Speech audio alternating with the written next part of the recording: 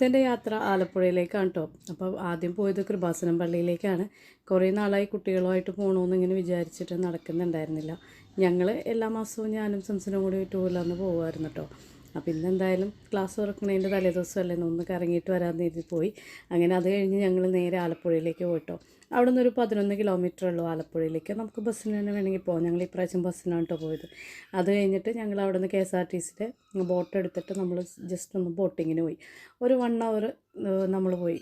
അതായത് ഒരു സൈഡിലേക്ക് 1 hour തിരിച്ച് 1 hour. അപ്പോൾ അവരോട് പറഞ്ഞു കഴിഞ്ഞാൽ തിരിച്ച് ബോട്ട് വന്ന ആ ജെട്ടിയിലൊക്കെ നമ്മൾ ഇറക്കും കേട്ടോ.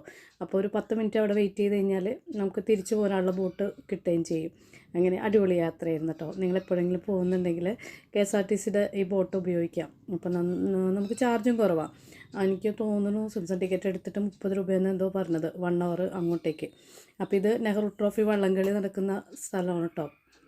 അപ്പോൾ അതൊക്കെ കണ്ടു. പിള്ളേരും ആദ്യമായിട്ടാണ് ഇത്രയും വലിയൊരു കായലിലൂടെ യാത്ര ചെയ്യുന്നത്. അതിൻ്റെ എക്സൈറ്റ്മെൻറ്റ് അവർക്കും ഉണ്ടായിരുന്നു. അതൊരു ഇൻ്റർനാഷണൽ ഹോട്ടലാണ് കേട്ടോ. അത് ഞാൻ ദുബായിൽ പോയപ്പോഴും കണ്ടായിരുന്നു. അങ്ങനെ ഞങ്ങൾ അടിപൊളി യാത്രയെന്ന് പറഞ്ഞു കഴിഞ്ഞാൽ മഴയും കുറച്ച് മഴക്കാരൊക്കെ ഉണ്ടായിരുന്നുണ്ട്, കുറച്ച് തണുപ്പും. അതുകൊണ്ട് തന്നെ നമുക്ക് നല്ല രസമായിട്ട് നമുക്ക് ഫീൽ ചെയ്തിട്ടോ. പിന്നെ ഈ ബോട്ട് യാത്ര എനിക്ക് ഭയങ്കര ഇഷ്ടമുള്ളൊരു കാര്യം തന്നെയാണ്. പിന്നെ ഇതുപോലെ കോട്ടേജൊക്കെ ഉണ്ട് അവിടെ, അതൊക്കെ കണ്ട് നമുക്ക് ഇങ്ങനെ പോകാം. പിന്നെ ഇങ്ങനെ ഹയാക്കിങ്ങും അങ്ങനെ വെള്ളത്തിലുള്ള പരിപാടികളാണല്ലോ അവിടെ കൂടുതൽ. പിന്നെ ഓരോ ഫാമിലികൾ ബോട്ടിനൊക്കെ പോണത് ഞാൻ കാണിച്ചു കൊടുക്കുമായിരുന്നു. വെസ്റ്റേൺ ഇങ്ങനത്തെ ഒരു അനുഭവമൊന്നും ഉൾനാടുകളിലെ അനുഭവമൊന്നും നമുക്കില്ലല്ലോ. അപ്പോൾ അതുകൊണ്ട് വെസ്റ്റേൺ ഞാനിങ്ങനെ ഇതൊക്കെ കാണിച്ചു കൊടുക്കുന്നു. ഓരോരുത്തരും അതായത് കാറ് പോലെ തന്നെയാണ് അവിടെ വെള്ളം ഉപയോഗിക്കുന്നതല്ലോ. അപ്പോൾ അതൊക്കെ അങ്ങനെ കാണിച്ചു കൊടുത്ത് അങ്ങനെ യാത്ര ചെയ്യുമായിരുന്നു കേട്ടോ. കുറച്ച് കഴിഞ്ഞപ്പോഴത്തേക്കും ബോറടിയും ഉണ്ട്. കാരണം വലിയൊരു നമ്മളൊരു ഫാസ്റ്റായിട്ടുള്ളൊരു മൂവിങ് അല്ലല്ലോ. അപ്പോൾ അതിൻ്റേതായ ബോറിങ്ങുണ്ട്. അപ്പോൾ അങ്ങനെ അതൊക്കെ കഴിഞ്ഞു. ഞങ്ങൾ ഇപ്പോൾ വീഡിയോയിൽ വരാൻ മടിയുള്ള ആൾക്കാരാണ് സ്കോട്ട്ലൻഡിലും വെസ്റ്റേണും കേട്ടോ. അപ്പോൾ അതിൻ്റേതായ ഒരു ഇത് അറിയാണ്ട് ഞാൻ വീഡിയോ എടുത്തതാണ്. അതുകൊണ്ട് പുള്ളിക്കാരൻ എന്താണെന്ന് സംഭവം ഒന്നും മനസ്സിലായില്ല പെട്ടെന്ന് കേട്ടോ. പിന്നെ ഈ ബോട്ട് യാത്ര ഞാൻ ഇങ്ങനത്തെ ഒരു ബോട്ടിനാണ് പണ്ട് ഞാൻ യാത്ര ചെയ്തുകൊണ്ടിരുന്നത് ക്ലാസ്സിൽ പോകുന്ന സമയത്ത്. അപ്പോൾ അപ്പുറത്തെ സൈഡിലൊരു നോർത്ത് ഇന്ത്യൻ ഫാമിലി, അവരവിടെ നിന്ന് കുറേ ഫോട്ടോ എടുക്കുന്നതും ഡാൻസ് ചെയ്യുന്നതൊക്കെ ഉണ്ടായിരുന്നു ബോട്ടിൽ കേട്ടോ. പിന്നെ സൺഡേ ആയതുകൊണ്ട് എല്ലാവരും ഇതുപോലെ പുറത്തുണ്ടായിരുന്നു. പട്ടിനെ കുളിപ്പിക്കുന്നു, അലക്കുന്നു, മീൻ വെട്ടുന്നു, അങ്ങനെയുള്ള രംഗങ്ങളൊക്കെ നമുക്ക് അതിൽ പോകുമ്പോൾ കാണാൻ പറ്റും. അത് ചെമ്പരത്തിപ്പൂ കൊണ്ടുണ്ടാക്കിയ, അതായത് ചെടി കൊണ്ടുണ്ടാക്കിയ വേലിയാണ് കേട്ടോ അത്. പിന്നെ അങ്ങനെ ഓരോ സ്ഥലങ്ങളിൽ ചെല്ലുമ്പോൾ ഓരോരോ കാഴ്ചകളാണ് നമ്മൾ അത്ഭുതപ്പെടുത്തിക്കൊണ്ടിരിക്കണതെന്ന് പറയാം. നിറയെ ഇതേപോലെ ചെറിയ ചെറിയ വള്ളങ്ങളായിരിക്കും കേട്ടോ. പിന്നെ വേറെ എന്തെങ്കിലും പറയണ്ടോയെന്ന് എനിക്കറിയില്ല കേട്ടോ അവിടുത്തെ ഇതിൽ.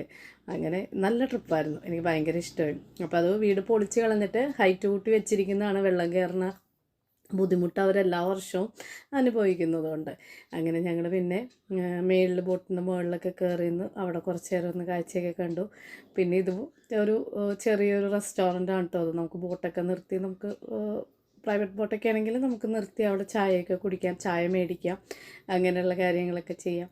അപ്പോൾ ഇനി പിള്ളേർക്ക് ഭയങ്കര ത്രില്ലിംഗ് ആയി. അപ്പോൾ എന്നോട് പറഞ്ഞു ഇനി നമുക്ക് ഒരു പ്രാവശ്യം കൂടി പോകണം എന്നും പറഞ്ഞ് നിൽക്കുന്നുണ്ട്. അപ്പോൾ അതെപ്പോഴെങ്കിലും സാധിക്കട്ടെ എന്ന് പ്രാർത്ഥിക്കണം. അപ്പോൾ ഞങ്ങൾ വേഗം തന്നെ തിരിച്ചു വന്നല്ലോ. ക്ലാസ് തുടക്കുന്നതല്ലേ നാളെ.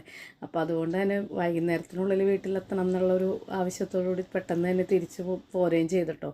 അല്ലെങ്കിൽ 1 day ട്രിപ്പൊക്കെ ആണെങ്കിൽ അടിപൊളിയാണ്. നമുക്കിതുപോലെ ബോട്ടിന് പോയിട്ട് അവിടെ ഫുഡ് കിട്ടുന്ന ഒരു ഏരിയയൊക്കെ ഉണ്ട്. അപ്പോൾ അവിടെയൊക്കെ പോയിട്ട് നല്ല കരിമീൻ പൊള്ളിച്ചതും അതുപോലെ താറാവ് കറിയൊക്കെ കഴിക്കാൻ പറ്റും കേട്ടോ.